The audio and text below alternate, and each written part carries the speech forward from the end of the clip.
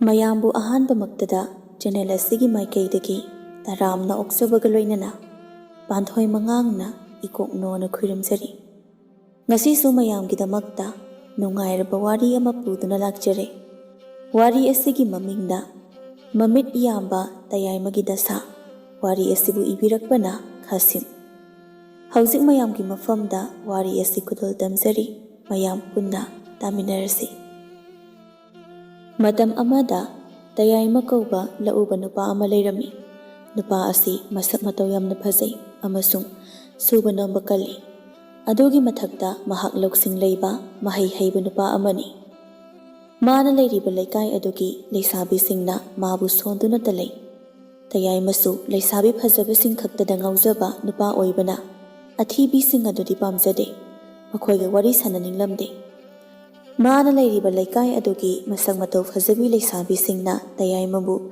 ꯂꯥꯏꯕꯛ ꯆꯥꯡꯌꯦꯡ ꯇꯧꯅꯗꯨꯅ ꯀꯅꯥꯒꯤ ꯑꯣꯏꯁꯤꯒꯦ ꯍꯥꯏꯅ ꯂꯥꯏꯕꯛ ꯆꯥꯡ ꯇꯧꯅꯔꯝꯃꯤ꯫ ꯂꯩꯁꯥꯕꯤꯁꯤꯡꯒꯤ ꯃꯔꯛꯇ ꯅꯤꯡꯊꯣꯏ ꯀꯧꯕꯤ ꯑꯃ ꯌꯥꯎꯔꯝꯃꯤ꯫ ꯃꯥꯅ ꯃꯃꯥꯟꯅꯕꯤꯁꯤꯡꯗ ꯍꯥꯏꯔꯛꯏ, "ꯉꯁꯤ ꯑꯩꯈꯣꯏꯅ ꯇꯧꯔꯤꯕꯁꯦ ꯀꯥꯟꯅꯔꯣꯏ ꯈꯜꯂꯤ, ꯑꯣꯏꯁꯨ ꯑꯣꯏꯊꯣꯛꯂꯣꯏ꯫ ꯃꯔꯝꯗꯤ ꯑꯩꯈꯣꯏꯅ ꯈꯣꯏꯗꯥꯔꯤꯕ ꯅꯨꯄꯥ ꯇꯌꯥꯏꯃꯁꯦ ꯂꯩꯁꯥꯕꯤ ꯃꯁꯛ ꯃꯇꯧ ꯐꯖꯕꯤꯁꯤꯡ ꯈꯛꯇꯗ ꯉꯥꯎꯖꯕ ꯅꯨꯄꯥꯅꯤ꯫ ꯃꯥꯅ ꯅꯤꯡꯖꯕ ꯑꯃꯗꯤ ꯌꯥꯎꯔꯝꯒꯅꯤ ꯑꯩꯈꯣꯏꯒꯤ ꯂꯛꯇ꯫ ꯂꯥꯏꯕꯛ ꯆꯥꯡ ꯇꯧꯔꯤꯁꯦ ꯂꯥꯏꯕꯛ ꯐꯕꯤ ꯑꯃ ꯑꯣꯏꯖꯔꯕꯁꯨ ꯃꯥꯅ ꯄꯥꯝꯕꯤꯗ꯭ꯔꯗꯤ ꯀꯔꯤ ꯀꯥꯟꯅꯔꯤꯒꯦ?" ꯃꯈꯣꯏꯒꯤ ꯂꯛꯇ ꯂꯩꯁꯥꯕꯤ ꯍꯤꯃꯥꯅ ꯑꯃꯨꯛ ꯍꯥꯏꯔꯛꯏ, "ꯑꯩꯈꯣꯏ ꯅꯤꯡꯊꯣꯏꯅ ꯍꯥꯏꯔꯤꯁꯦ ꯆꯨꯝꯃꯤ꯫ ꯑꯩꯈꯣꯏꯅ ꯂꯥꯏꯕꯛ ꯆꯥꯡ ꯇꯧꯔꯕꯁꯨ ꯅꯨꯄꯥ ꯑꯗꯨꯅ ꯄꯥꯝꯕꯤꯗ꯭ꯔꯕꯗꯤ ꯀꯥꯟꯅꯗꯦ꯫ ꯑꯗꯨꯏ ꯁꯔꯨꯛꯄꯨꯗꯤ ꯇꯌꯥꯏꯃꯒꯤ ꯈꯨꯠꯇ ꯂꯩꯔꯦ꯫ ꯇꯌꯥꯏꯃꯁꯤ ꯃꯃꯤꯠ ꯌꯥꯝꯕꯅꯤ, ꯂꯩꯁꯥꯕꯤ ꯐꯖꯕꯤꯁꯤꯡ ꯈꯛꯇꯗ ꯉꯥꯎꯖꯕ ꯃꯥꯅ ꯑꯃ ꯎꯔꯦ ꯄꯥꯝꯃꯤ, ꯑꯃ ꯎꯔꯦ ꯄꯥꯝꯃꯤ꯫ ꯀꯣꯟꯅꯊꯪꯗ ꯃꯁꯤꯒꯤ ꯇꯌꯥꯏꯃꯁꯦ ꯅꯨꯄꯤ ꯐꯪꯂꯣꯏꯗꯣꯏꯅꯤ꯫ ꯐꯖꯕꯤ ꯊꯤꯕꯗ ꯑꯊꯤꯕꯤ ꯊꯦꯡꯅꯕ ꯁꯣꯏꯗ꯭ꯔꯕꯅꯤ." ꯂꯩꯁꯥꯕꯤ ꯍꯤꯃꯥꯁꯦ ꯇꯌꯥꯏꯃꯅ ꯈꯣꯏꯗꯥꯖꯕ ꯂꯩꯁꯥꯕꯤꯅꯤ꯫ ꯃꯍꯥꯛꯀꯤ ꯑꯄꯣꯛꯄ ꯃꯄꯥꯅ ꯃꯥꯕꯨ ꯁꯍꯔꯗ ꯃꯍꯩ ꯇꯝꯍꯟꯗꯨꯅ ꯃꯈꯣꯏ ꯈꯨꯟ ꯑꯗꯨꯒꯤ ꯑꯉꯥꯡꯁꯤꯡꯕꯨ ꯂꯥꯏꯔꯤꯛ ꯇꯥꯛꯄꯤ ꯇꯝꯕꯤꯅꯕ ꯑꯣꯖꯥ ꯑꯃ ꯑꯣꯏꯍꯟꯅꯤꯡꯂꯝꯃꯤ꯫ ꯑꯗꯨꯅ ꯃꯄꯥꯅ ꯆꯦꯛꯁꯤꯟꯅ ꯁꯦꯟꯅꯕꯤ ꯂꯩꯁꯥꯕꯤꯅꯤ꯫ ꯇꯌꯥꯏꯃꯅꯁꯨ ꯍꯤꯃꯥꯕꯨ ꯃꯥꯒꯤ ꯑꯣꯏꯅꯤꯡꯂꯝꯃꯤ꯫ ꯈꯨꯟ ꯑꯗꯨꯒꯤ ꯃꯤꯌꯥꯝꯅꯁꯨ ꯇꯌꯥꯏꯃꯒ ꯍꯤꯃꯥꯒ ꯌꯨꯝꯕꯥꯟ ꯄꯨꯟꯁꯤꯗ ꯂꯩꯔꯕꯗꯤ ꯀꯌꯥꯗ ꯆꯨꯅ ꯆꯥꯟꯅꯗꯣꯏꯅꯣ ꯍꯥꯏꯗꯨꯅ ꯁꯣꯟꯅꯩ꯫ ꯇꯌꯥꯏꯃꯁꯨ ꯍꯤꯃꯥ ꯈꯣꯏꯒꯤ ꯌꯨꯝꯗ ꯀꯣꯏꯕ ꯆꯠꯂꯤ꯫ ꯃꯄꯥꯅꯁꯨ ꯇꯌꯥꯏꯃꯒ ꯑꯗꯨꯝ ꯈꯪꯅꯖꯁꯅꯨ, ꯑꯗꯨꯕꯨ ꯍꯤꯃꯥꯅ ꯃꯍꯩ ꯇꯝꯕ ꯂꯣꯏꯗ꯭ꯔꯤꯕ ꯐꯥꯎꯕꯗꯤ ꯃꯈꯣꯏꯒꯤ ꯅꯨꯡꯁꯤ ꯃꯔꯤ ꯈꯔ ꯂꯥꯞꯅ ꯊꯝꯅꯕ ꯃꯄꯥꯅ ꯇꯌꯥꯏꯃꯗ ꯍꯥꯏꯔꯛꯏ, "ꯏꯕꯨꯡꯉꯣ, ꯅꯪꯅ ꯏꯆꯥꯕꯨ ꯅꯨꯡꯁꯤ ꯍꯥꯏꯕꯁꯤ ꯏꯄꯥꯁꯨ ꯈꯪꯏ꯫ ꯑꯗꯨꯕꯨ ꯍꯤꯃꯥꯁꯦ ꯃꯍꯩ ꯇꯝꯕꯁꯨ ꯂꯣꯏꯗ꯭ꯔꯤ꯫ ꯑꯗꯨꯅ ꯃꯥꯅ ꯃꯍꯩ ꯇꯝꯕ ꯂꯣꯏꯗ꯭ꯔꯤꯕ ꯐꯥꯎꯕꯗꯤ ꯅꯈꯣꯏꯒꯤ ꯅꯨꯡꯁꯤ ꯃꯔꯤ ꯑꯗꯣ ꯈꯔ ꯂꯥꯞꯅ ꯊꯝꯅꯗꯨꯅ ꯂꯣꯏꯅꯅꯕ ꯍꯥꯏꯖꯔꯤ꯫ ꯃꯥꯅ ꯃꯍꯩ ꯍꯩꯔꯤ ꯃꯈꯩ ꯅꯈꯣꯏꯒꯤ ꯇꯨꯡꯒꯤ ꯄꯨꯟꯁꯤꯗ ꯅꯨꯡꯉꯥꯏꯗꯣꯏꯅꯤ." ꯇꯌꯥꯏꯃꯅꯁꯨ ꯋꯥꯐꯝ ꯑꯁꯤꯕꯨ ꯌꯥꯔꯝꯃꯤ꯫ ꯃꯥꯅ ꯍꯤꯃꯥꯕꯨ ꯅꯨꯡꯁꯤꯕꯁꯤ ꯃꯇꯝ ꯈꯔ ꯂꯥꯞꯅ ꯊꯝꯅꯕ ꯍꯣꯠꯅꯈꯤ꯫ ꯃꯇꯝ ꯈꯔ ꯂꯩꯔꯒ ꯍꯤꯃꯥ ꯁꯍꯔꯗ ꯑꯃꯨꯛ ꯆꯠꯇꯨꯅ ꯃꯐꯝ ꯑꯗꯨꯗ ꯃꯍꯩ ꯃꯁꯤꯡ ꯇꯝꯂꯝꯃꯤ꯫ ꯅꯨꯃꯤꯠ ꯈꯔꯅꯤꯗꯤ ꯃꯥꯅ ꯍꯤꯃꯥꯒꯤ ꯈꯟꯗꯨꯅ ꯂꯩ꯫ ꯑꯗꯨꯕꯨ ꯃꯇꯝꯅ ꯑꯁꯨꯝ ꯀꯨꯏꯔꯛꯂꯕꯗ ꯃꯥꯅ ꯅꯨꯄꯤ ꯑꯃꯈꯛꯇꯗ ꯅꯨꯡꯁꯤꯕꯁꯤ ꯍꯧꯅꯗꯦ ꯍꯥꯏꯗꯨꯅ ꯍꯤꯃꯥꯒꯤ ꯋꯥꯈꯜ ꯈꯟꯕ ꯂꯦꯞꯇꯨꯅ ꯅꯤꯡꯊꯣꯏꯒꯤ ꯑꯃꯨꯛ ꯈꯜꯂꯝꯃꯤ꯫ ꯅꯣꯡꯃ ꯁꯥꯔꯕ ꯅꯨꯃꯤꯠ ꯑꯃꯗ ꯇꯌꯥꯏꯃꯅ ꯎꯔꯨꯝ ꯑꯃꯗ ꯐꯝꯗꯨꯅ ꯂꯩꯔꯝꯃꯤ꯫ ꯅꯤꯡꯊꯣꯏꯅꯁꯨ ꯀꯩꯊꯦꯜꯗ ꯆꯠꯀꯦꯅ ꯌꯨꯝꯗꯒꯤ ꯊꯣꯛꯂꯛꯂꯝꯃꯤ꯫ ꯃꯥꯅ ꯁꯨꯝ ꯂꯥꯛꯄꯗ ꯇꯌꯥꯏꯃꯅ ꯎꯔꯨꯝꯗ ꯐꯝꯂꯒ ꯂꯩꯔꯝꯕꯗꯨ ꯎꯔꯗꯨꯅ ꯃꯉꯣꯟꯗ ꯍꯥꯏꯔꯛꯏ, "ꯑꯦ ꯇꯌꯥꯏꯃ, ꯅꯪꯕꯨ ꯃꯐꯝꯁꯤꯗ ꯀꯔꯤ ꯇꯧꯔꯤꯅꯣ? ꯀꯅꯥꯕꯨ ꯉꯥꯏꯗꯨꯅ ꯂꯩꯔꯤꯕꯅꯣ? ꯑꯩꯕꯨ ꯉꯥꯏꯔꯤꯕ꯭ꯔꯣ? ꯑꯩꯁꯨ ꯌꯥꯝ ꯊꯤꯕꯗꯤ ꯅꯠꯇꯕꯅꯤꯗ꯫ ꯈꯨꯟꯁꯤꯗ ꯑꯩꯕꯨꯁꯨ ꯐꯖꯕꯤ ꯂꯩꯁꯥꯕꯤ ꯑꯃꯅꯤ ꯍꯥꯏꯔꯤꯕꯅꯤꯗ, ꯈꯪꯖꯤꯟꯕ ꯐꯔꯣꯏꯗ꯭ꯔꯣ?" ꯇꯌꯥꯏꯃꯅ ꯃꯉꯣꯟꯗ ꯐꯥꯒꯤ ꯇꯧꯔꯗꯨꯅ, "ꯏꯕꯦꯝꯃ, ꯑꯩꯁꯨ ꯈꯪꯏ ꯅꯪꯁꯤ ꯐꯖꯩ ꯍꯥꯏꯕꯁꯦ꯫ ꯑꯗꯨ ꯅꯪꯗꯤ ꯑꯉꯥꯡ ꯑꯣꯏꯔꯤꯗ꯫ ꯅꯪꯅ ꯂꯩꯁꯥꯕꯤ ꯐꯔꯛꯂꯕ ꯃꯇꯨꯡꯗ ꯅꯪꯕꯨ ꯂꯨꯍꯣꯡꯗꯣꯏꯅꯦ꯫ ꯍꯧꯖꯤꯛꯇꯤ ꯌꯥꯗ꯭ꯔꯤꯀꯣ?" "ꯀꯔꯤ? ꯑꯩꯕꯨ ꯑꯉꯥꯡꯅꯤ ꯍꯥꯏꯕ? ꯇꯌꯥꯏꯃ, ꯅꯪꯁꯨ ꯅꯃꯤꯠ ꯌꯥꯝꯃꯜꯂꯦꯍꯦ꯫ ꯑꯩꯅ ꯇꯥꯕꯗ ꯍꯤꯃꯥꯕꯨꯁꯨ ꯄꯥꯝꯃꯤ ꯍꯥꯏꯕꯒꯨꯝ ꯄꯥꯎ ꯇꯥꯏ꯫ ꯑꯗꯨꯒ ꯑꯩꯕꯨꯁꯨ ꯄꯥꯝꯃꯤ, ꯂꯨꯍꯣꯡꯒꯅꯤ ꯍꯥꯏ꯫ ꯂꯩꯁꯥꯕꯤ ꯎꯕ ꯈꯨꯗꯤꯡꯗ ꯂꯨꯍꯣꯡꯒꯅꯤ ꯂꯧꯒꯅꯤ ꯍꯥꯏꯕ ꯈꯛꯇ ꯑꯣꯏꯗꯕ ꯃꯪꯕ ꯈꯛꯇꯅꯤ ꯅꯪꯒꯤꯁꯦ꯫ ꯐꯔꯦ, ꯀꯣꯟꯅ ꯑꯃꯨꯛ ꯁꯥꯟꯅꯔꯁꯦ꯫ ꯑꯩ ꯀꯩꯊꯦꯜ ꯆꯠꯀꯦ ꯍꯥꯏꯗꯨꯅ ꯊꯣꯛꯂꯛꯄꯅꯦ, ꯀꯥꯎꯕꯨ ꯀꯥꯎꯔꯨꯔꯦ ꯑꯩꯗꯤ." ꯅꯤꯡꯊꯣꯏꯁꯨ ꯀꯩꯊꯦꯜꯗ ꯆꯠꯈ꯭ꯔꯦ꯫ ꯇꯌꯥꯏꯃꯅ ꯅꯤꯡꯊꯣꯏꯒ ꯑꯗꯨꯝ ꯆꯠꯃꯤꯟꯅꯗꯨꯅ Maga amuk nungsinarami marak-marakta maga koiba chatminai. Matam khara makhoi ani nungsinaraba matungda ningthoina Tayaima aikhoi ani nungsinabasu kuire asumna nana nutigi inakta lakpagi mahutta aikhoi ani luhongbana pharanina khale. Namit matam leplase nang kari khalibage? Tayaimana di yaramde mana ningthoida asumna pakhum pirami. Chahi khara ngaikisi nangsu henmanro. Aisu nangbu luhongningmane. Adubu ai sel kharadi darkar oiganina khale. Aduna matam khara lekhisi.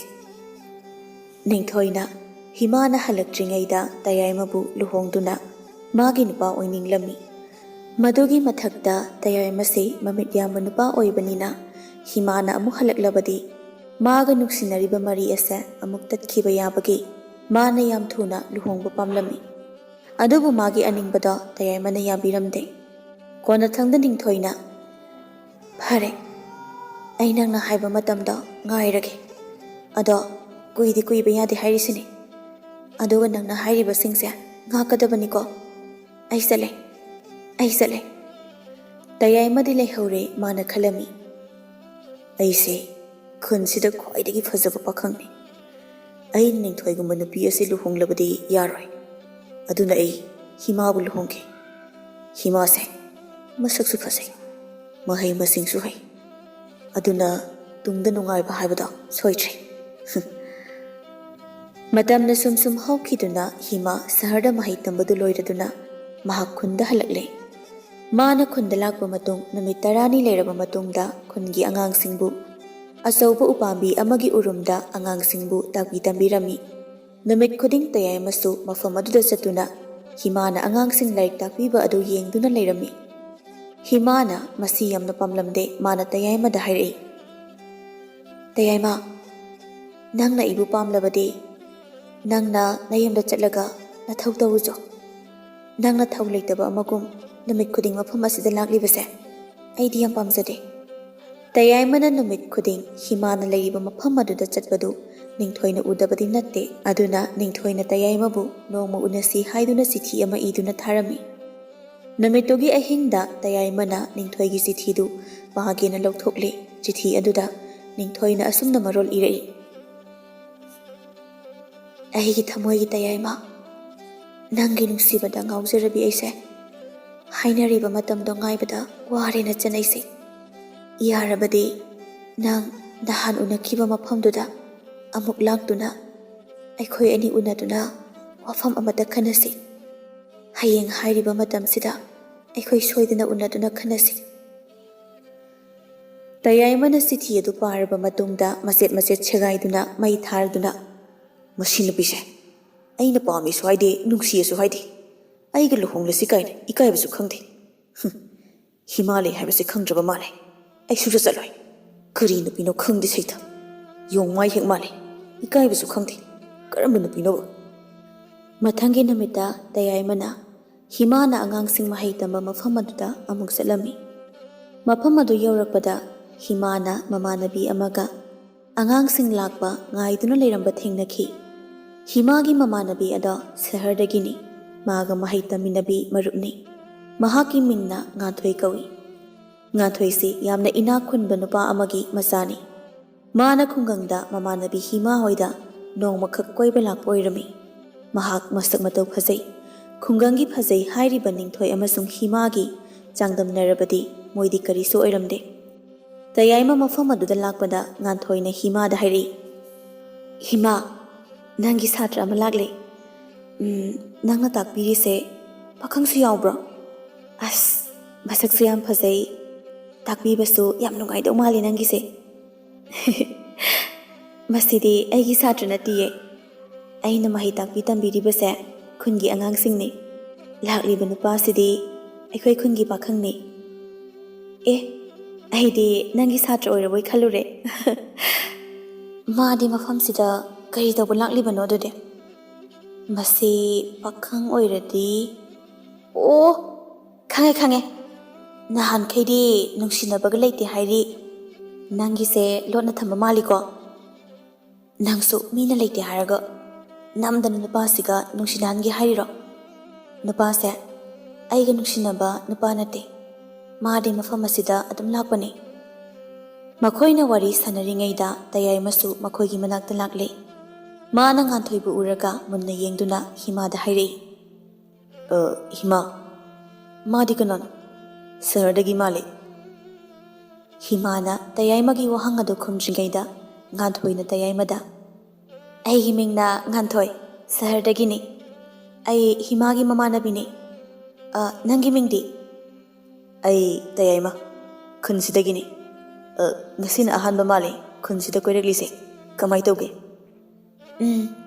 ꯅꯣꯏ ꯈꯨꯟꯁꯦ ꯑꯗꯨꯝ ꯐꯖꯩ ꯑꯗꯣ ꯑꯩꯗꯤ ꯐꯖꯅꯁꯨ ꯀꯣꯏꯖꯗ꯭ꯔꯤ ꯍꯤꯃꯥꯅ ꯑꯉꯥꯡꯁꯤꯡ ꯂꯥꯏꯔꯤꯛ ꯇꯥꯛꯄꯤꯕ ꯂꯣꯏꯔꯒ ꯀꯣꯏꯔꯨꯒꯦ ꯇꯧꯕꯅꯤ ꯅꯪꯗꯤ ꯈꯨꯟꯁꯤꯒꯤ ꯃꯤꯅꯤꯅ ꯍꯦꯟꯅ ꯐꯖꯕ ꯃꯐꯝꯁꯤꯡ ꯍꯤꯃꯥꯗꯒꯤꯗꯤ ꯍꯦꯟꯅ ꯈꯪꯂꯝꯒꯅꯤ ꯍꯤꯃꯥꯅ ꯉꯥꯟꯊꯣꯏꯗ ꯃꯥꯅꯦ ꯅꯪꯅ ꯍꯥꯏꯗꯣ ꯑꯩꯗꯤ ꯁꯍꯔꯗ ꯑꯗꯨꯝ ꯂꯩꯕꯅꯤꯅ ꯀꯌꯥ ꯈꯪꯗꯦ ꯇꯌꯥꯏꯃꯅ ꯍꯦꯟꯅ ꯈꯪꯕꯅꯦ ꯑꯩꯒꯤ ꯑꯉꯥꯡꯁꯤꯡꯁꯨ ꯂꯥꯛꯇ꯭ꯔꯤ ꯏꯇꯥꯅ ꯄꯥꯝꯂꯕꯗꯤ ꯇꯌꯥꯏꯃꯒ ꯀꯣꯏꯃꯤꯟꯅꯔꯨꯔꯣ ꯍꯤꯃꯥꯅ ꯍꯥꯏꯔꯤꯕꯗꯨ ꯉꯥꯟꯊꯣꯏꯅ ꯌꯥꯔꯝꯗꯦ ꯑꯉꯥꯡꯁꯤꯡ ꯇꯥꯛꯄ ꯂꯣꯏꯔꯒ ꯀꯣꯏꯃꯤꯟꯅꯅꯤꯡꯂꯝꯃꯤ ꯑꯗꯨꯅ ꯃꯥꯅ ꯍꯤꯃꯥꯗ ꯍꯥꯏꯔꯛꯏ ꯅꯪꯒꯤ ꯑꯉꯥꯡꯁꯤꯡꯁꯨ ꯂꯥꯛꯂꯕ ꯃꯥꯜꯂꯦ ꯑꯩ ꯇꯌꯥꯏꯃꯒ ꯑꯗꯨꯝ ꯋꯥꯔꯤ ꯁꯥꯟꯅꯔꯝꯒꯦ ꯅꯪꯕꯨ ꯉꯥꯏꯕ ꯑꯣꯏꯅ ꯇꯌꯥꯏꯃꯅꯗꯤ ꯌꯥꯗꯕ ꯁꯥꯗꯨꯅ ꯍꯤꯃꯥꯗ ꯍꯥꯏꯔꯛꯏ ꯍꯤꯃꯥ ꯑꯩ ꯆꯠꯂꯒꯦ ꯑꯉꯥꯡꯁꯤꯡꯗꯨ ꯇꯥꯛꯄ ꯂꯣꯏꯔꯒ ꯀꯣꯏꯕꯗꯨ ꯆꯠꯂꯁꯤ ꯇꯌꯥꯏꯃ ꯑꯩꯒꯤ ꯏꯇꯥ ꯉꯥꯟꯊꯣꯏꯁꯤꯒ ꯋꯥꯔꯤ ꯁꯥꯟꯅꯗꯨꯅ ꯑꯩꯕꯨ ꯉꯥꯏꯌꯣ ꯍꯥꯏꯕꯅꯤ ꯃꯇꯣꯝꯇ ꯐꯝꯕꯗꯣ ꯅꯨꯡꯉꯥꯏꯇꯦꯕ ꯇꯌꯥꯏꯃꯅꯁꯨ ꯌꯥꯔꯗꯨꯅ ꯉꯥꯟꯊꯣꯏꯒ ꯈꯔ ꯂꯥꯞꯇꯛꯅ ꯃꯈꯣꯏ ꯑꯅꯤ ꯋꯥꯔꯤ ꯁꯥꯟꯅꯔꯝꯃꯤ ꯉꯥꯟꯊꯣꯏꯅ ꯇꯌꯥꯏꯃꯗ ꯇꯌꯥꯏꯃ ꯍꯤꯃꯥꯁꯦ ꯅꯪꯒꯤ ꯀꯅꯥꯅꯣ ꯅꯪꯒꯤ ꯅꯨꯡꯁꯤꯅꯕ꯭ꯔꯣ ꯅꯨꯡꯁꯤꯅꯕ ꯅꯨꯄꯤ ꯅꯨꯡꯁꯤꯅꯕ ꯀꯔꯤꯅꯣ ꯑꯩꯗꯤ ꯈꯪꯖꯗꯦ ꯀꯃꯥꯏ ꯇꯧꯕꯖꯥꯠꯅꯣ ꯅꯨꯡꯁꯤꯅꯕꯁꯦ ꯃꯥꯅ ꯈꯪꯗꯕ ꯁꯥꯗꯨꯅ ꯉꯥꯟꯊꯣꯏꯗ ꯍꯪꯕꯅꯤ ꯅꯨꯡꯁꯤꯅꯕ ꯍꯥꯏꯕꯁꯦ ꯀꯔꯤꯅꯣ ꯍꯤꯃꯥꯕꯨ ꯑꯩꯒꯤ ꯅꯨꯡꯁꯤꯅꯕ ꯍꯥꯏꯕꯗꯤ ꯉꯥꯟꯊꯣꯏꯅ ꯉꯛꯅ ꯇꯌꯥꯏꯃꯗ ꯄꯥꯈꯪ ꯑꯣꯏꯔꯒ ꯅꯨꯡꯁꯤꯅꯕ ꯍꯥꯏꯕ ꯈꯪꯗꯦ ꯍꯥꯏꯔꯤꯁꯤꯗꯤ ꯑꯉꯛꯄꯅꯤꯍꯦ ꯇꯌꯥꯏꯃꯁꯦ ꯅꯨꯄꯤꯒ ꯑꯝꯇ ꯀꯣꯏꯗꯕ ꯃꯥꯜꯂꯦ ꯅꯨꯡꯁꯤꯅꯕ ꯍꯥꯏꯕꯁꯤꯗꯤ ꯅꯨꯄꯤ ꯅꯨꯄꯥ ꯄꯥꯈꯪ ꯂꯩꯁꯥꯕꯤ ꯃꯈꯣꯏ ꯅꯨꯡꯁꯤꯅꯔꯒ ꯂꯨꯍꯣꯡꯕ ꯌꯨꯝ パンꯕ ꯃꯈꯣꯏ ꯑꯅꯤ ꯂꯩꯃꯤꯟꯅꯕ ꯈꯪꯉꯕ ꯍꯤꯃꯥꯁꯨ ꯑꯉꯥꯡꯁꯤꯡ ꯇꯥꯛꯄꯤꯕ ꯑꯗꯨ ꯂꯣꯏꯔꯒ ꯉꯥꯟꯊꯣꯏꯒ ꯇꯌꯥꯏꯃꯒꯕꯨ ꯀꯧꯔꯗꯨꯅ ꯀꯣꯏꯕ ꯆꯠꯅꯅꯕ ꯍꯧꯔꯗꯨꯅ ꯅꯈꯣꯏ ꯀꯔꯤ ꯀꯔꯤ ꯋꯥꯔꯤ ꯇꯧꯔꯤꯅꯣ ꯀꯣꯏꯕ ꯆꯠꯂꯁꯦ ꯇꯌꯥꯏꯃꯅ ꯈꯪꯂꯤꯕꯅꯤ ꯈꯨꯟꯁꯤꯗ ꯐꯖꯕ ꯃꯐꯝ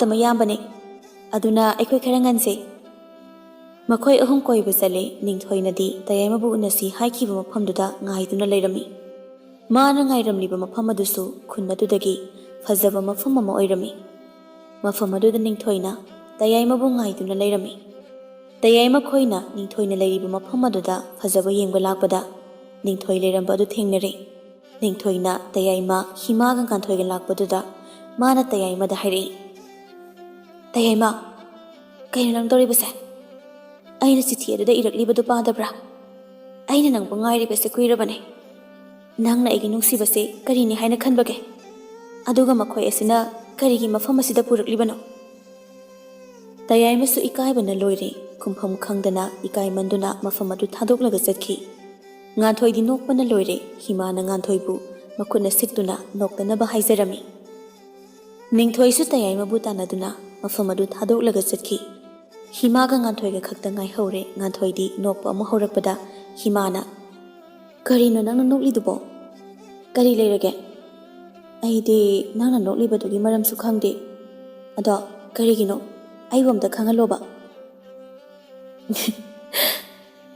ꯑꯗꯨꯔꯣ ꯇꯌꯥꯏꯃ ꯍꯥꯏꯔꯤꯕ ꯅꯨꯄꯥꯗꯣ ꯃꯥꯅ ꯑꯩꯉꯣꯟꯗ ꯅꯨꯡꯁꯤꯕ ꯍꯥꯏꯕꯁꯤ ꯀꯔꯤꯅꯣ ꯀꯃꯥꯏꯅ ꯇꯧꯕꯖꯥꯠꯅꯣ ꯑꯩꯗꯤ ꯀꯔꯤꯃꯠꯇ ꯈꯪꯗꯦꯅ ꯍꯥꯏꯕ ꯑꯗꯨꯒ ꯍꯧꯖꯤꯛꯅ ꯅꯨꯄꯤ ꯑꯃꯅ ꯃꯥꯕꯨ ꯃꯐꯝ ꯑꯁꯤꯗ ꯎꯅꯅꯕ ꯉꯥꯏꯕ ꯑꯗꯨꯒꯤꯅꯤ ꯑꯩꯅ ꯅꯣꯛꯏꯁꯦ ꯇꯌꯥꯏꯃꯗꯣ ꯌꯥꯝꯅ ꯏꯀꯥꯏꯈ꯭ꯔꯕ ꯃꯥꯜꯂꯦ ꯅꯪꯗꯤ ꯃꯥꯒꯤ ꯋꯥꯕꯨ ꯊꯥꯖꯔꯝꯕꯁꯦ ꯑꯉꯛꯄꯅꯤꯀꯣ ꯄꯥꯈꯪ ꯑꯃꯅ ꯅꯨꯡꯁꯤꯕ ꯈꯪꯗꯦ ꯍꯥꯏꯕꯁꯦ ꯉꯁꯤꯅ ꯑꯍꯥꯟꯕ ꯑꯣꯏꯕ ꯃꯥꯜꯂꯤ ꯅꯪꯅ ꯇꯥꯔꯤꯕꯁꯦ ꯑꯩꯗꯤ ꯃꯈꯣꯏꯒꯤ ꯂꯤꯂꯥꯁꯦ ꯄꯦꯜꯂꯕꯅꯤ ꯀꯥꯟꯅꯗꯦ ꯑꯇꯣꯞꯄ ꯃꯐꯝ ꯑꯃ ꯑꯃꯨꯛ ꯌꯦꯡꯕ ꯆꯠꯂꯨꯁꯤ ꯃꯈꯣꯏꯅ ꯑꯇꯣꯞꯄ ꯐꯖꯕ ꯃꯐꯝ ꯑꯃ ꯑꯃꯨꯛ ꯌꯦꯡꯕ ꯆꯠꯂꯝꯃꯤ ꯃꯈꯣꯏꯅ ꯌꯦꯡꯕ ꯌꯥꯕ ꯐꯖꯔꯕ ꯃꯐꯝꯁꯤꯡ ꯀꯣꯏꯗꯨꯅ ꯌꯦꯡꯂꯨꯔꯕ ꯃꯇꯨꯡꯗ ꯃꯈꯣꯏ ꯌꯨꯝꯗ ꯍꯜꯂꯛꯂꯝꯃꯤ꯫ ꯉꯥꯏꯍꯥꯛ ꯄꯣꯊꯥꯔꯕ ꯃꯇꯨꯡ ꯍꯤꯃꯥꯅ ꯉꯥꯟꯊꯣꯏꯒꯤꯗꯃꯛꯇ ꯏꯟꯁꯥꯡ ꯅꯥꯄꯤ ꯍꯦꯛꯇꯨꯅ ꯈꯥꯎꯗ ꯍꯥꯞꯄꯤꯗꯨꯅ ꯃꯥꯕꯨ ꯁꯍꯔ ꯆꯠꯄꯒꯤ ꯂꯝꯕꯤ ꯐꯥꯎꯕ ꯊꯤꯟꯗꯣꯛꯄꯤꯈꯤ꯫ ꯍꯤꯃꯥꯅ ꯅꯨꯃꯤꯠꯇꯨꯗ ꯇꯌꯥꯏꯃꯁꯤ ꯃꯃꯤꯠ ꯌꯥꯝꯕ ꯅꯨꯄꯥꯅꯤ ꯈꯪꯂꯛꯈꯤ ꯑꯗꯨꯅ ꯃꯥꯒ ꯂꯥꯞꯊꯣꯛꯅꯔꯒꯦ ꯈꯟꯈ꯭ꯔꯦ꯫ ꯃꯊꯪꯒꯤ ꯅꯨꯃꯤꯠꯇ ꯍꯤꯃꯥꯅ ꯑꯉꯥꯡꯁꯤꯡ ꯀꯟꯅ ꯂꯥꯏꯔꯤꯛ ꯇꯥꯛꯄꯤꯔꯤꯉꯩꯗ ꯇꯌꯥꯏꯃꯅ ꯍꯤꯃꯥꯕꯨ ꯃꯈꯨꯠ ꯄꯥꯏꯗꯨꯅ ꯍꯥꯏꯔꯛꯏ, "ꯍꯤꯃꯥ, ꯑꯩꯅ ꯅꯪꯕꯨ ꯊꯃꯣꯏ ꯁꯦꯡꯅ ꯅꯨꯡꯁꯤ ꯍꯥꯏꯕꯁꯤ ꯅꯪꯅ ꯈꯪꯂꯤꯕꯅꯤ꯫ ꯑꯩꯅ ꯃꯇꯝ ꯀꯌꯥ ꯉꯥꯏꯗꯨꯅ ꯂꯩꯔꯛꯂꯤꯕꯅꯤ꯫ ꯅꯪꯗꯤ ꯑꯩꯒꯤ ꯑꯋꯥꯕꯁꯤ ꯈꯪꯕꯤꯗꯕ ꯃꯥꯜꯂꯦ꯫ ꯍꯧꯖꯤꯛꯃꯛ ꯍꯥꯏꯌꯨ, ꯑꯩꯕꯨ ꯅꯨꯡꯁꯤꯕ꯭ꯔꯥ?"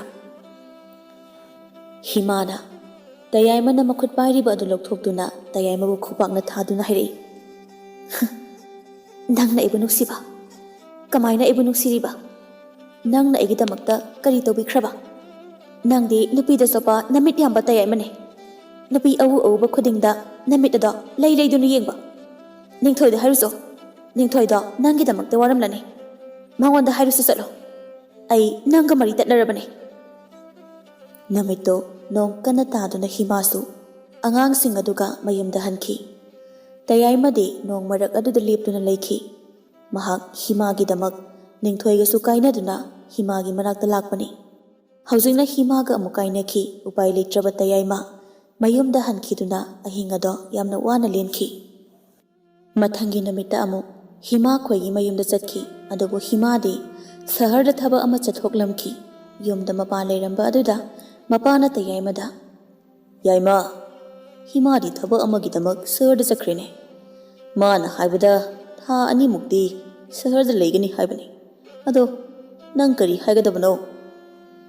"ꯀꯔꯤꯁꯨ ꯅꯠꯇꯦꯗ, ꯑꯗꯨꯝ ꯁꯨꯝ ꯀꯣꯏꯔꯛꯄꯅꯦ꯫ ꯃꯥ ꯂꯩꯇ꯭ꯔꯗꯤ ꯐꯔꯦ, ꯑꯩ ꯆꯠꯂꯒꯦ ꯃꯥꯝꯃ."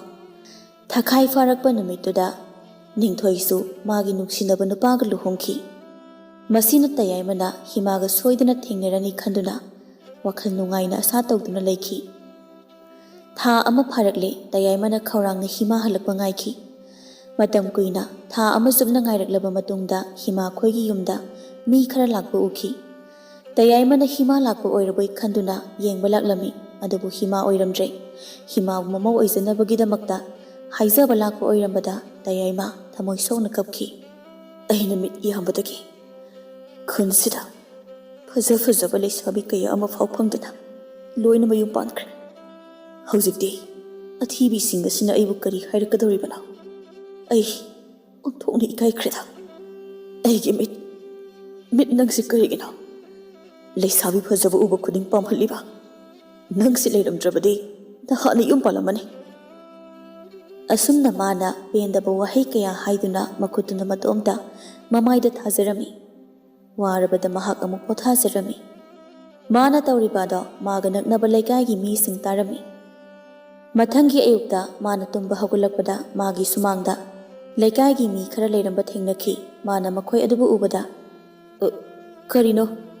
ꯃꯌꯥꯝꯅ ꯑꯌꯨꯛꯁꯤꯗ ꯑꯩꯒꯤ ꯁꯨꯃꯥꯡꯗ ꯑꯩꯕꯨ ꯍꯧꯒꯠꯄ ꯉꯥꯏꯗꯨꯅ ꯂꯩꯕꯤꯔꯝꯂꯤꯕ ꯑꯁꯤꯕꯣ? ꯂꯩꯀꯥꯏꯗ ꯀꯔꯤ ꯂꯩꯔꯒꯦ? Nate, mayambu lekai gi sel khaiba lakpro. Nate, aikoina laklibase ngarang ahingda kappa laubagi makhol tabadagi lakpani. Nate tayai nangbu kari nungaitaba leiduna kappabano. Aikoidi nangbu nasa ngamdaba jalan hangba lakpani. Fare nang karisu tawdaba oiradi aikoi chalagi.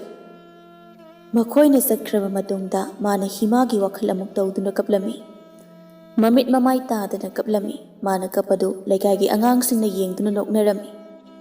Noong manamit amada himana luhongdringaida sithi ama iduna tayaimada tharami. Nupa masa amana sithi adu puraklami. Adubu yumda tayaimadi leiramde.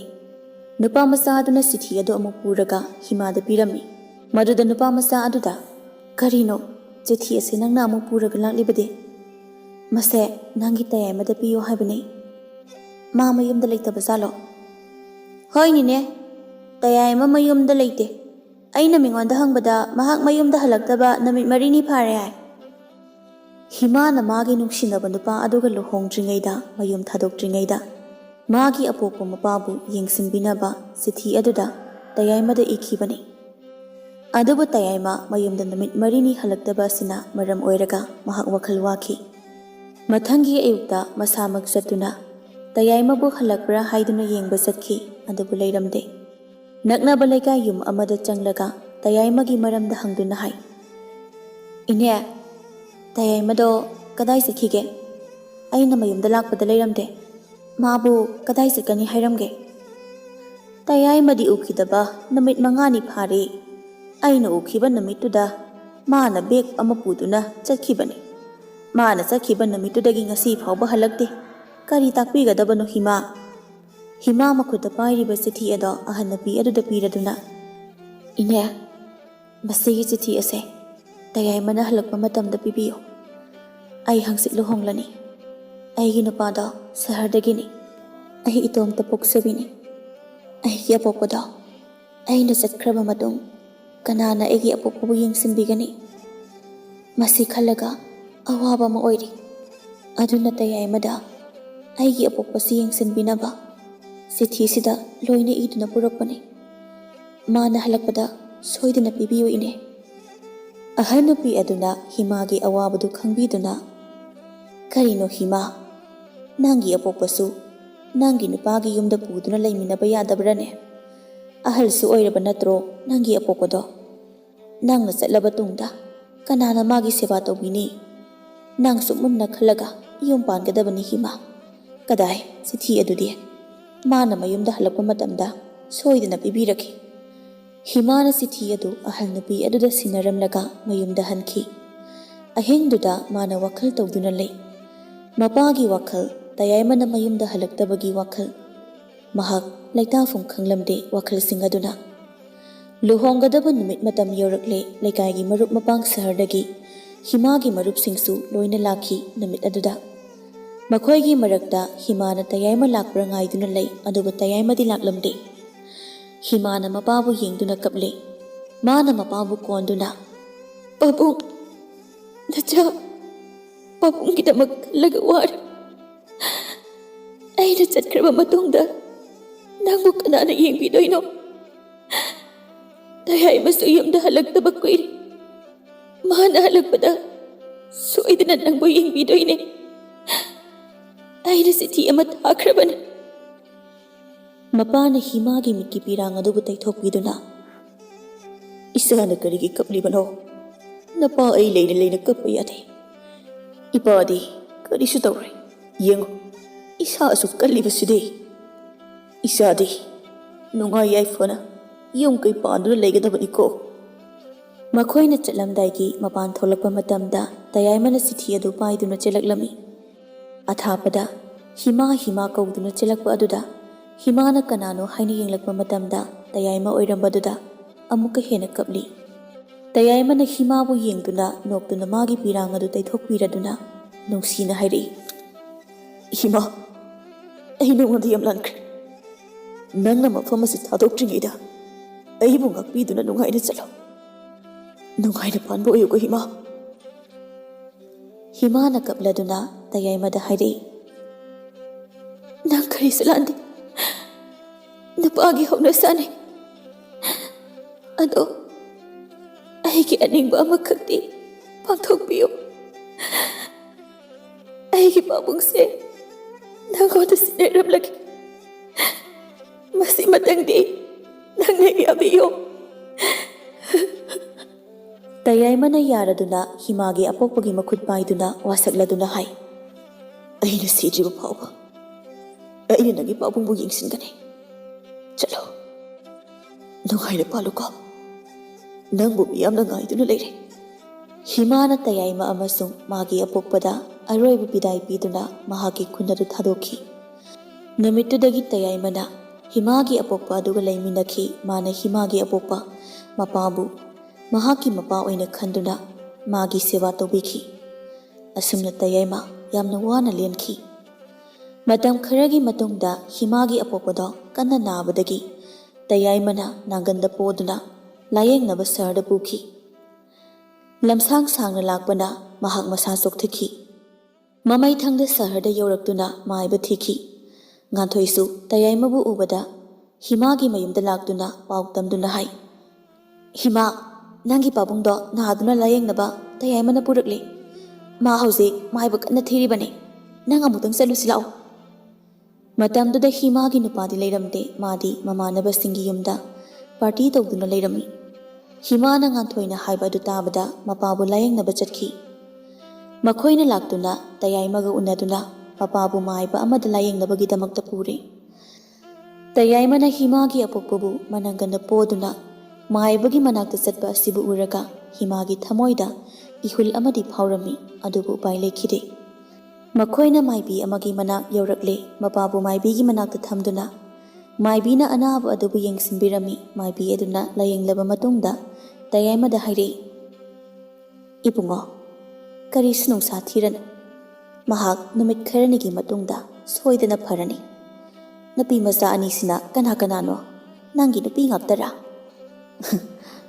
ꯅꯠꯇꯦ ꯃꯈꯣꯏꯅ ꯁꯍꯔꯁꯤꯒꯤ ꯅꯨꯄꯤ ꯉꯥꯛꯇꯅꯤ ꯏꯆꯟ ꯅꯨꯄꯤ ꯉꯥꯛꯇꯅꯤ ꯅꯥꯔꯤꯕ ꯅꯨꯄꯥꯁꯤꯅ ꯑꯩꯒꯤ ꯑꯄꯣꯛꯄ ꯏꯄꯥꯅꯤ ꯑꯁ ꯑꯩꯗꯤ ꯅꯪꯒꯤ ꯅꯨꯄꯤ ꯑꯅꯤ ꯂꯣꯜꯂꯕ꯭ꯔꯥ ꯅꯪꯒꯤ ꯅꯨꯄꯤ ꯉꯥꯛꯇꯔ ꯈꯜꯂꯨꯔꯦ ꯁꯥꯎꯕ ꯌꯥꯗꯦꯀꯣ ꯑꯗꯣ ꯅꯪ ꯅꯨꯃꯤꯠ ꯈꯔꯅꯤꯗꯤ ꯃꯐꯝ ꯑꯁꯤꯗ ꯂꯩꯗꯨꯅ ꯅꯪꯒꯤ ꯄꯥꯕꯨꯡ ꯐꯕ ꯉꯥꯏꯕ ꯇꯥꯔꯦ ꯉꯥꯟꯊꯣꯏꯁꯨ ꯃꯌꯨꯝꯗ ꯆꯠꯇꯕꯤꯗ ꯇꯌꯥꯏꯃꯒ ꯃꯥꯏꯕꯤꯒꯤ ꯃꯅꯥꯛꯇ ꯂꯩꯔꯝꯃꯤ ꯃꯇꯝ ꯑꯃꯗ ꯃꯥꯅ ꯍꯤꯃꯥ ꯍꯣꯏꯒꯤ ꯌꯨꯝꯗ ꯆꯠꯄꯒꯤ ꯋꯥꯔꯤ ꯑꯗꯨ ꯑꯃꯨꯛ ꯂꯤꯗꯨꯅ ꯃꯈꯣꯏ ꯑꯅꯤ ꯐꯥꯒꯤ ꯇꯧꯅꯗꯨꯅ ꯅꯣꯛꯂꯝꯃꯤ ꯍꯤꯃꯥꯅ ꯃꯌꯨꯝꯗꯒꯤ ꯃꯈꯣꯏꯒꯤꯗꯃꯛꯇ ꯆꯥꯛ ꯄꯨꯕꯤꯔꯛꯇꯨꯅ ꯃꯥꯒꯤ ꯑꯄꯣꯛꯄ ꯐꯕ ꯉꯥꯏꯈꯤ ꯃꯥꯒꯤ ꯅꯨꯄꯥꯁꯨ ꯃꯔꯛ ꯃꯔꯛꯇ ꯃꯀꯨꯕꯣꯛꯄꯨ ꯌꯦꯡꯕ ꯂꯥꯛꯂꯝꯃꯤ ꯉꯥꯟꯊꯣꯏꯅ ꯇꯌꯥꯏꯃꯕꯨ ꯅꯨꯡꯁꯤꯕ ꯍꯧꯔꯛꯂꯤ ꯍꯤꯃꯥꯅ ꯁꯪꯕ ꯃꯇꯝꯗ ꯃꯄꯥꯕꯨ ꯌꯦꯡꯁꯤꯜꯂꯤꯉꯩꯗ ꯉꯥꯟꯊꯣꯏꯅ ꯇꯌꯥꯏꯃꯕꯨ ꯁꯍꯔꯗ ꯀꯣꯏꯕ ꯆꯠꯃꯤꯟꯅꯩ ꯃꯍꯥꯛꯅ ꯃꯌꯨꯝꯗ ꯄꯨꯕꯤꯗꯨꯅ ꯂꯥꯛꯂꯝꯃꯤ ꯉꯥꯟꯊꯣꯏꯅ ꯇꯌꯥꯏꯃꯕꯨ ꯃꯌꯨꯝꯗ ꯄꯨꯕꯗꯨ ꯈꯪꯂꯝꯗꯦ ꯃꯈꯣꯏꯅ ꯌꯨꯝ ꯑꯗꯨꯗ ꯆꯪꯂꯛꯄꯗ ꯉꯥꯟꯊꯣꯏꯒꯤ ꯃꯃꯥ ꯃꯄꯥ ꯐꯝꯗꯨꯅ ꯋꯥꯔꯤ ꯁꯥꯟꯅꯗꯨꯅ ꯂꯩꯔꯝꯈꯤ ꯉꯥꯟꯊꯣꯏꯅ ꯇꯌꯥꯏꯃꯕꯨ ꯐꯝꯍꯟꯗꯨꯅ ꯆꯥ ꯂꯣꯟꯕ ꯆꯠꯂꯝꯃꯤ ꯉꯥꯟꯊꯣꯏꯒꯤ ꯃꯃꯥ ꯃꯄꯥꯁꯤꯡꯗꯤ ꯉꯛꯄꯅ ꯂꯣꯏꯔꯦ ꯃꯔꯝꯗꯤ ꯃꯈꯣꯏꯅ ꯃꯆꯥ ꯉꯥꯟꯊꯣꯏꯒꯤꯗꯃꯛꯇ ꯅꯨꯄꯥꯒꯤ ꯃꯔꯝꯗ ꯈꯟꯅꯔꯤꯉꯩꯗ ꯃꯆꯥꯅꯨꯄꯤꯅ ꯃꯁꯛ ꯃꯇꯧ ꯐꯖꯕ ꯅꯨꯄꯥ ꯑꯃ ꯃꯌꯨꯝꯗ ꯄꯨꯗꯨꯅ ꯂꯥꯛꯄꯗꯨꯗ ꯉꯛꯄ ꯑꯣꯏꯈꯤ ꯃꯈꯣꯏ ꯀꯔꯤꯁꯨ ꯋꯥ ꯉꯥꯡꯅꯔꯝꯗꯦ ꯃꯆꯥꯅꯨꯄꯤꯅ ꯆꯥ ꯂꯣꯟꯕ ꯑꯗꯨꯕꯨ ꯉꯥꯏꯗꯨꯅ ꯂꯩ ꯉꯥꯟꯊꯣꯏꯅ ꯆꯥꯗꯨ ꯄꯨꯔꯛꯇꯨꯅ ꯇꯌꯥꯏꯃꯗ ꯄꯤꯗꯨꯅ ꯍꯥꯏꯔꯛꯏ ꯇꯌꯥꯏꯃ ꯁꯦ ꯆꯥꯁꯤ ꯂꯩꯔꯦ ꯑꯩꯅ ꯂꯣꯟꯕ ꯆꯥꯅꯤ ꯍꯥꯎꯕ꯭ꯔ ꯌꯦꯡꯉꯨ ꯇꯌꯥꯏꯃꯅ ꯆꯥꯗꯨ ꯂꯧꯗꯨꯅ ꯇꯦꯕꯜꯗ ꯊꯝꯂꯝꯃꯤ ꯉꯥꯟꯊꯣꯏꯅ ꯃꯄꯥꯗ ꯄꯥꯕꯨꯡ ꯃꯥꯁꯦ ꯇꯌꯥꯏꯃ ꯀꯧꯕꯅꯤ ꯑꯩꯒꯤ ꯏꯇꯥ ꯍꯤꯃꯥ ꯍꯣꯏꯒꯤ ꯈꯨꯟꯗꯒꯤꯅꯤ ꯃꯥꯅ ꯍꯤꯃꯥꯒꯤ ꯑꯄꯣꯛꯄꯗꯣ ꯂꯥꯌꯦꯡꯅꯕ ꯁꯍꯔꯁꯤꯗ ꯄꯨꯔꯛꯂꯤꯕꯅꯤ ꯃꯁꯛ ꯃꯇꯧ ꯀꯃꯥꯏꯅ ꯇꯧꯒꯦ ꯄꯥꯕꯨꯡ ꯉꯥꯟꯊꯣꯏꯒꯤ ꯃꯄꯥꯅ ꯃꯥꯕꯨ ꯀꯥ ꯑꯃꯗ ꯄꯨꯁꯤꯟꯗꯨꯅ ꯏꯕꯦꯝꯃ ꯅꯨꯄꯥ ꯑꯁꯤꯅꯤ ꯑꯩꯅ ꯏꯃꯥꯛ ꯅꯨꯄꯥ ꯑꯣꯏꯅꯤꯡꯂꯤꯕꯁꯤ ꯑꯩꯅ ꯅꯨꯄꯥ ꯃꯆꯥꯁꯤ ꯃꯨꯟꯅ ꯈꯪꯕꯅꯤ ꯅꯪꯅ ꯈꯪꯕꯗꯨꯗꯒꯤ ꯍꯦꯟꯅ ꯃꯁꯤ ꯑꯩꯅ ꯁꯨꯝ ꯌꯦꯡꯕꯗ ꯁꯤꯈ꯭ꯔꯕ ꯑꯩꯒꯤ ꯃꯔꯨꯞꯀꯤ ꯃꯆꯥ ꯃꯥꯜꯂꯤ ꯃꯥꯒꯤ ꯑꯄꯣꯛꯄ ꯃꯄꯥꯗꯣ ꯑꯩꯒ ꯂꯨꯅ ꯇꯤꯟꯅꯕ ꯅꯨꯄꯥꯅꯤ ꯅꯪꯗꯤ ꯀꯃꯥꯏꯅ ꯈꯪꯗꯨꯅ ꯄꯨꯔꯛꯂꯤꯕꯅꯣ ꯏꯄꯥꯅ ꯌꯥꯔꯦ ꯅꯪ ꯃꯥꯕꯨ ꯍꯦꯛꯇ ꯂꯨꯍꯣꯡꯂꯁꯤ ꯍꯥꯏꯔꯣ ꯍꯧꯖꯤꯛꯃꯛ ꯃꯈꯣꯏꯅ ꯅꯣꯛꯅ ꯅꯣꯛꯅ ꯀꯥ ꯑꯗꯨꯗꯒꯤ ꯊꯣꯛꯂꯛꯂꯦ ꯇꯌꯥꯏꯃꯁꯨ ꯆꯥ ꯊꯛꯂꯝꯕꯗꯒꯤ ꯃꯈꯣꯏꯒꯤ ꯃꯇꯧ ꯑꯗꯨꯗ ꯀꯤꯕ ꯐꯥꯎꯔꯝꯃꯤ ꯉꯥꯟꯊꯣꯏꯒꯤ ꯃꯄꯥꯅ ꯇꯌꯥꯏꯃꯗ ꯏꯕꯨꯡꯉꯣ ꯆꯥꯗꯨ ꯊꯛꯎ ꯅꯆꯟꯅ ꯂꯣꯟꯕꯅꯤ ꯑꯗꯣ ꯅꯪꯕꯨ ꯂꯩꯈꯤꯗ꯭ꯔꯕ ꯏꯕꯣꯍꯜꯒꯤ ꯃꯆꯥꯅꯨꯄꯥꯔꯥ ꯍꯣꯏ ꯄꯥꯕꯨꯡ ꯑꯩ ꯏꯕꯣꯍꯜꯒꯤ ꯃꯆꯥꯅꯨꯄꯥꯅꯤ ꯄꯥꯕꯨꯡꯗꯤ ꯑꯩꯒꯤ ꯑꯄꯣꯛꯄꯗꯣ ꯀꯃꯥꯏꯅ ꯈꯪꯂꯤꯕꯅꯣ ꯑꯗꯨꯗꯤ ꯑꯩꯒꯤ ꯏꯃꯥꯗꯨꯁꯨ ꯐꯖꯅ ꯈꯪꯂꯝꯅꯤ ꯍꯣꯏ ꯂꯣꯏꯅ ꯈꯪꯉꯤ ꯑꯩꯁꯨ ꯉꯁꯥꯏ ꯑꯩꯅ ꯁꯨꯝ ꯌꯦꯡꯕꯗ ꯏꯕꯣꯍꯜꯒꯤ ꯃꯆꯥ ꯁꯨꯝ マンバ ꯑꯁ ꯀꯌꯥꯗ ꯅꯨꯡꯉꯥꯏꯖꯈ꯭ꯔꯕ ꯅꯪꯒꯤ ꯑꯄꯣꯛꯄꯗꯣ ꯑꯩꯒ ꯃꯇꯝ ꯑꯃꯗ ꯂꯨꯅ ꯇꯤꯟꯅꯖꯕ ꯃꯔꯨꯞꯅꯤ ꯑꯩꯅ ꯅꯥꯕꯗꯒꯤ ꯆꯍꯤ 2 ꯆꯠꯄ ꯉꯝꯂꯝꯗꯦ ꯃꯇꯝꯗꯨꯗ ꯅꯪꯒꯤ ꯑꯄꯣꯛꯄꯗꯣ ꯇꯥꯏꯕꯪꯄꯥꯟ ꯊꯥꯗꯣꯛꯈꯤ ꯃꯥꯅ ꯀꯟꯅ ꯍꯣꯠꯅꯗꯨꯅ ꯃꯤ ꯑꯃ ꯑꯣꯏꯍꯜꯂꯛꯈꯤ ꯂꯥꯏꯕꯛ ꯊꯤꯕꯗꯤ ꯅꯪꯒꯤ ꯑꯄꯣꯛꯄꯤꯅ ꯃꯥꯁꯨ ꯁꯤꯈꯤ ꯌꯥꯝ ꯅꯨꯡꯉꯥꯏꯇꯦ ꯇꯌꯥꯏꯃꯅ ꯋꯥꯔꯤ ꯑꯁꯤ ꯇꯥꯕꯗ ꯌꯥꯝꯅ ꯀꯞꯂꯝꯃꯤ ꯃꯥꯅ ꯀꯞꯄꯗꯨ ꯉꯥꯟꯊꯣꯏꯅ ꯊꯦꯝꯂꯝꯃꯤ ꯉꯥꯟꯊꯣꯏꯒꯤ ꯃꯄꯥꯅ ꯃꯁꯤ ꯎꯕꯗ ꯐꯥꯒꯤ ꯇꯧꯔꯗꯨꯅ ꯅꯣꯛꯅ ꯅꯣꯛꯅ ꯃꯆꯥꯅꯨꯄꯤꯗ ꯍꯥꯏꯔꯛꯏ ꯌꯥꯝ ꯅꯨꯡꯁꯤꯅꯩꯀꯣ ꯃꯄꯥ ꯂꯩ ꯍꯥꯏꯕ ꯐꯥꯎꯕ ꯀꯥꯎꯔꯦ ꯅꯨꯡꯁꯤꯅꯧ ꯅꯨꯡꯁꯤꯅꯧ ꯅꯨꯡꯁꯤꯅꯒꯗꯕꯅꯤ ꯃꯁꯤꯅꯤ ꯇꯥꯏꯕꯪ ꯃꯤꯑꯣꯏꯕꯒꯤ ꯒꯨꯟ ꯇꯌꯥꯏꯃꯅ ꯀꯞꯄꯗꯨ ꯇꯣꯛꯇꯨꯅ ꯏꯀꯥꯏꯃꯟꯕꯅ ꯉꯥꯟꯊꯣꯏꯗ ꯆꯠꯂꯒꯦ ꯍꯥꯏꯔꯝꯈꯤ ꯉꯥꯟꯊꯣꯏꯅ ꯃꯥꯕꯨ ꯈꯥꯝꯗꯨꯅ ꯉꯥꯏꯈꯨꯑꯣ ꯑꯩꯁꯨ ꯆꯠꯀꯗꯕꯅꯦ ꯆꯠꯃꯤꯟꯅꯔꯁꯤ ꯅꯪ ꯃꯄꯥꯟꯗ ꯉꯥꯏꯍꯥꯛ ꯉꯥꯏꯔꯝꯃꯨꯀꯣ ꯑꯩ ꯄꯥꯕꯨꯡꯗ ꯕꯤꯗꯥꯏ ꯄꯤꯔꯝꯈꯤꯒꯦ ꯀꯔꯤ ꯕꯤꯗꯥꯏ ꯅꯪꯕꯨ ꯀꯗꯥꯏꯗ ꯆꯠꯀꯦ ꯍꯥꯏꯔꯤꯕꯅꯣ? ꯑꯁ ꯂꯣꯏꯔꯦꯗꯅ ꯇꯧꯔꯤꯁꯤꯗꯤ, ꯑꯩ ꯒ꯭ꯌꯥꯟꯒ ꯃꯥꯡꯉꯦ꯫ ꯅꯪꯅ ꯇꯧꯔꯤꯕꯁꯤꯕꯨ ꯐꯔꯦ, ꯑꯩ ꯉꯥꯏꯔꯝꯂꯒꯦ, ꯊꯣꯔꯛꯑꯣꯀꯣ꯫ ꯉꯥꯟꯊꯣꯏꯅ ꯃꯀꯣꯛꯇ ꯐꯤ ꯈꯨꯝꯗꯨꯅ ꯃꯃꯥ ꯃꯄꯥꯕꯨ ꯈꯨꯔꯨꯝꯗꯨꯅ, ꯄꯥꯕꯨꯡ, ꯑꯩ ꯆꯠꯂꯒꯦ꯫ ꯅꯆꯥꯕꯨ ꯅꯨꯡꯉꯥꯏ ꯌꯥꯏꯐ ꯃꯪꯒꯣꯜ ꯄꯤꯅꯕꯤꯔꯣ꯫ ꯅꯆꯥꯅ ꯃꯐꯝ ꯑꯗꯨꯗ ꯅꯨꯡꯉꯥꯏꯅ ꯄꯥꯟꯕ ꯑꯣꯏꯖꯒꯦ꯫ ꯃꯆꯥꯅ ꯍꯥꯏꯖꯕꯗꯨ ꯌꯥꯕꯤꯗꯨꯅ ꯃꯥꯕꯨ ꯌꯥꯏꯐ ꯃꯪꯒꯣꯜ ꯄꯤꯈꯤꯕꯒ ꯂꯣꯏꯅꯅ ꯁꯦꯜ ꯈꯔꯁꯨ ꯄꯤꯈꯤ꯫ ꯃꯄꯥꯅ ꯇꯌꯥꯏꯃꯕꯨꯁꯨ ꯀꯧꯔꯗꯨꯅ, ꯇꯌꯥꯏꯃ, ꯏꯆꯥ ꯉꯥꯟꯊꯣꯏ ꯑꯁꯦ ꯅꯪꯉꯣꯟꯗ ꯁꯤꯟꯅꯔꯕꯅꯤ꯫ ꯃꯥꯕꯨ ꯂꯨꯅ ꯆꯥꯅ ꯇꯧꯕꯤꯌꯨ, ꯅꯨꯡꯉꯥꯏꯅ ꯄꯥꯟꯕ ꯑꯣꯏꯌꯨꯀꯣ꯫ ꯆꯠꯂꯣ ꯆꯠꯂꯣ꯫ ꯅꯨꯃꯤꯠ ꯑꯗꯨꯗ ꯃꯈꯣꯏ ꯑꯅꯤ ꯃꯇꯩ ꯃꯅꯥꯎ ꯑꯣꯏꯕꯒꯤ ꯄꯨꯟꯁꯤꯗ ꯈꯣꯡꯗꯥꯗꯨꯅ ꯃꯥꯏꯕꯤꯒꯤ ꯃꯅꯥꯛꯇ ꯂꯥꯛꯂꯤ꯫ ꯍꯥꯏꯔꯤꯕ ꯄꯨꯝꯅꯃꯛꯁꯤ ꯉꯥꯟꯊꯣꯏꯅ ꯍꯤꯃꯥꯗ ꯇꯝꯂꯝꯃꯤ꯫ ꯃꯗꯨꯗ ꯍꯤꯃꯥꯅ ꯃꯈꯣꯏꯕꯨ ꯌꯥꯏꯐ ꯃꯪꯒꯣꯜ ꯄꯤꯔꯝꯃꯤ꯫ ꯅꯨꯃꯤꯠ ꯈꯔꯅꯤꯒꯤ ꯃꯇꯨꯡꯗ ꯍꯤꯃꯥꯒꯤ ꯑꯄꯣꯛꯄꯁꯨ ꯅꯥꯕ ꯐꯈꯤ꯫ ꯑꯌꯨꯛꯇ ꯉꯥꯟꯊꯣꯏꯒꯤ ꯃꯃꯥ ꯃꯄꯥꯁꯨ ꯃꯐꯝ ꯑꯗꯨꯗ ꯂꯥꯛꯇꯨꯅ ꯃꯈꯣꯏ ꯅꯨꯡꯉꯥꯏꯅ ꯀꯥꯏꯅꯈꯤ꯫ ꯉꯥꯟꯊꯣꯏꯒꯤ ꯃꯄꯥꯅ ꯁꯟ ꯒꯥꯔꯤ ꯑꯃ ꯋꯥꯏꯕꯤꯗꯨꯅ ꯃꯆꯥꯅꯨꯄꯤꯒ ꯃꯃꯥꯛ ꯅꯨꯄꯥꯒꯗꯨ ꯃꯈꯣꯏꯒꯤ ꯈꯨꯟ ꯌꯧꯗ꯭ꯔꯤꯕ ꯐꯥꯎꯕ ꯊꯤꯟꯕꯤꯅꯕ ꯍꯥꯏꯖꯈꯤ꯫ ꯉꯥꯟꯊꯣꯏ, ꯇꯌꯥꯏꯃ ꯑꯃꯁꯨꯡ ꯍꯤꯃꯥꯒꯤ ꯑꯄꯣꯛꯄ ꯅꯨꯡꯉꯥꯏꯅ ꯁꯍꯔ ꯑꯗꯨꯕꯨ ꯊꯥꯗꯣꯛꯇꯨꯅ ꯈꯨꯟ ꯇꯝꯅ